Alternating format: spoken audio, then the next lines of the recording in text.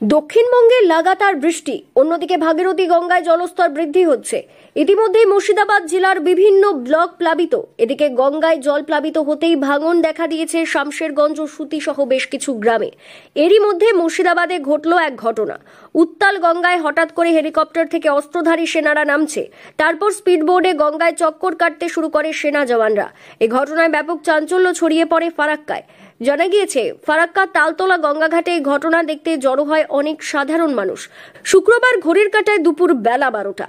এদিন ফারাক্কা হেলিপ্যাডে একটি বায়ুসেনার হেলিকপ্টার নামে হঠাৎই। বর্ষার গঙ্গার মধ্যেই সেই হেলিকপ্টার থেকে সেনারা অস্ত্রসহ নামে স্পিডবোর্ডের ওপর। তারপর সেই স্পিডবোর্ড গঙ্গায় চতুর্দিক টহল দিতে শুরু করে হঠাৎই। যদিও সেনা দপ্তর সূত্রে জানা গিয়েছে, শিলিগুড়ি থেকে এই বায়ুসেনার হেলিকপ্টার আসে মহড়ার জন্য।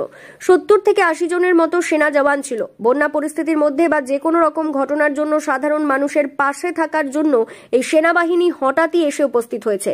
বন্যার ভয়াবহতা আরও বাড়তে পারে এমনই আভাস দিয়েছে আবহাওয়া দপ্তর। শুক্রবার পর্যন্ত প্লাবিত হচ্ছে নতুন নতুন এলাকা। বিভিন্ন জায়গায় আক্রান্ত মানুষের এখন প্রাণে বাঁচার আর্তনাদ।